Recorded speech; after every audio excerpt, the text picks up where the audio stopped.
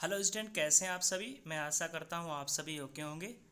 आज की इस वीडियो में हम लोग बात करेंगे मॉडल पेपर की, जो कि बीएड सेकेंड ईयर के लिए है। 2022 का जो आपका एग्ज़ाम आने वाला है उसके लिए मोस्ट इम्पॉर्टेंट क्वेश्चन की एक सीरीज़ है, जिसमें आपको बिल्कुल हूबहू पेपर जैसे ही क्वेश्चन दिए गए हैं।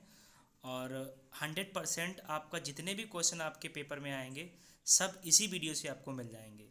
इसमें मैंने बिल्कुल पेपर के पैटर्न के हिसाब से ही लिया है, कितना समय होता है, कितने नंबर का होता है, कितने क्वेश्चन आपको अटेम्प्ट करते हैं होते हैं और कितना नंबर का प्रत्येक क्वेश्चन होता है। ये सारी चीज़ें बिल्कुल आपको ऐसे ही पेपर में मिलेंगी। ये एमजेपी रोहिलखंड यूनिवर्सिटी और सीसीएस यूनिवर्सिटी, दोनों यूनिवर्सिटियों का आपका ये पेपर है, जो आपका पेपर नंबर 8 है सेकेंड ईयर में, नॉलेज एंड कैरिकुलम। ठीक है, पाठ्यक्रम, ज्ञान तथा पाठ्यक्रम।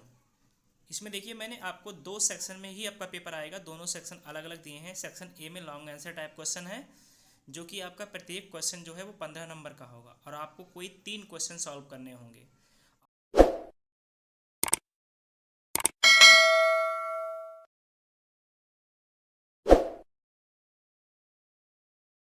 आपके पेपर में आपको 6 क्वेश्चन मिलेंगे, लेकिन मैंने इस मॉडल पेपर में आपको 8 क्वेश्चन दिए हैं और 100% इन 8 क्वेश्चन से आपको समस्त क्वेश्चन आपके लॉन्ग टाइप के जो हैं वो मिल जाएंगे।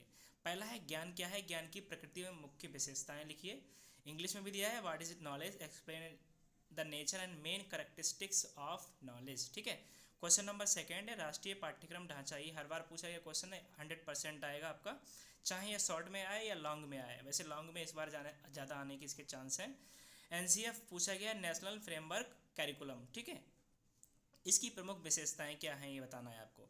पाठ्यक्रम को परिभाषित कीजिए, पाठ्यक्रम और शिक्षा के उद्देश्यों में क्या संबंध है। नहीं, पाठ्यक्रम का क्या उद्देश्य है और शिक्षा का क्या उद्देश्य है, इन दोनों में आपको संबंध बताना है। तो ये इंपॉर्टेंट क्वेश्चन है, आप इसको जरूर तैयार करें। Define the term curriculum, what is the relationship between curriculum and AIIMS of education. ठीक है। पाठ्य पुस्तक के क्वेश्चन नंबर 4 है, पाठ्य पुस्तकों के मूल्यांकन के क्या मापदंड हैं। ठीक है, ये क्वेश्चन भी हर बार पूछा गया, आप इसे भी तैयार जरूर कर लें। माध्यमिक स्तर पर किसी विद्यालयी विषय की पाठ्य पुस्तक का आलोचनात्मक मूल्यांकन, मतलब मूल्यांकन करने को आपको इसमें बोला गया टेक्स्ट बुक का। इंग्लिश में दिया है, आप देख लीजिए। महात्मा गांधी एवं रविंद्रनाथ टैगोर ने जिस क्रिया आधारित अधिगम की बात की है उसकी व्याख्या कीजिए। ठीक है। Explain the concept of activity based learning as visualized by Mahatma Gandhi and Rabindranath Tagore. Question number 6 है शिक्षक शिक्षा हेतु राष्ट्रीय पाठ्य चर्चा की रूपरेखा।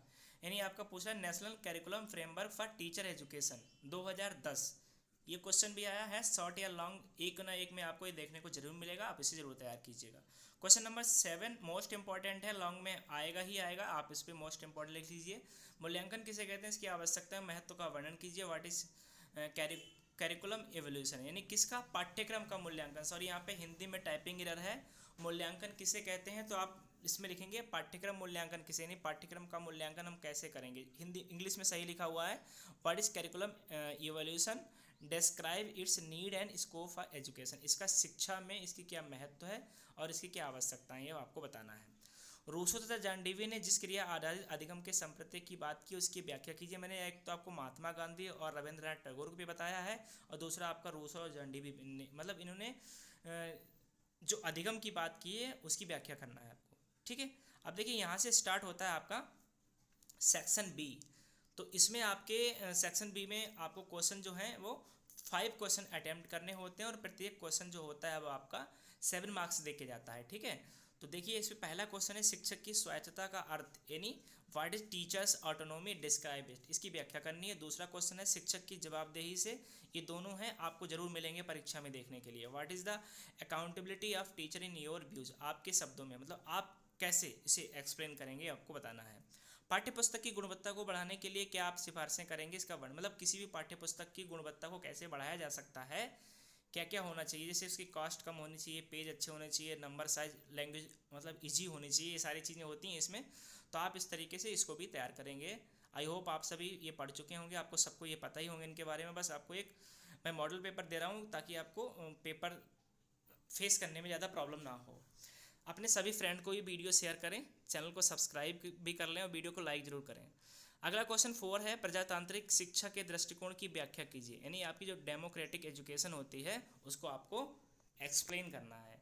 पाठ्यक्रम के प्रमुख आधारों का विस्तार पूर्वक वर्णन कीजिए। पाठ्यक्रम की परिभाषा के साथ भी ये क्वेश्चन पूछा कि पाठ्यक्रम किसे कहते हैं, इसके प्रमुख आधारों का विस्तार से वर्णन कीजिए। ठीक है।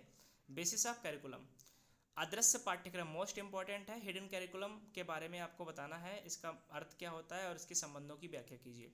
बाल केंद्रित एवं शिक्षक केंद्रित यानी चाइल्ड सेंटर्ड और टीचर सेंटर्ड जो आपका कैरिकुलम होता है उसमें आपको डिफरेंस बताना है। Difference between child centre and teacher centred curriculum.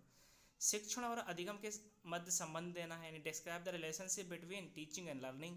ठीक है, आसान है बहुत। पाठ्यक्रम निर्माण की प्रक्रिया का वर्णन कीजिए। Describe the process of curriculum में मतलब आप कैसे कोई पाठ्यक्रम आप बनाएंगे तो उसकी क्या प्रक्रिया होनी चाहिए उसको आपको बताना है। क्वेश्चन नंबर 10 यानी लास्ट क्वेश्चन है आपका, निम्नलिखित पर संक्षिप्त टिप्पणी दीजिए। शॉर्ट नोट लिखना है आपको। शिक्षा एवं समाज एजुकेशन एंड सोसाइटी, और दूसरा है धर्मनिरपेक्षता एवं शिक्षा में अंतर संबंध यानी इंटर रिलेशनशिप क्या होता है। यहाँ पर इंटर शब्द और आएगा, इंटर रिलेशनशिप बिटवीन या ऑफ सेकुलरिज्म एंड एजुकेशन, इन दोनों के बीच में आपको संबंध बताना है। तो इस तरीके से ये वीडियो समाप्त होती है। ऐसे ही आपको जो अदर पेपर है उनकी वीडियो मिलेगी। जिस पेपर का आपको वीडियो चाहिए कमेंट बॉक्स में कमेंट जरूर दीजिए। वीडियो कैसा लगा आप जरूर लिखिए। मिलते हैं अगली वीडियो में, टेक केयर।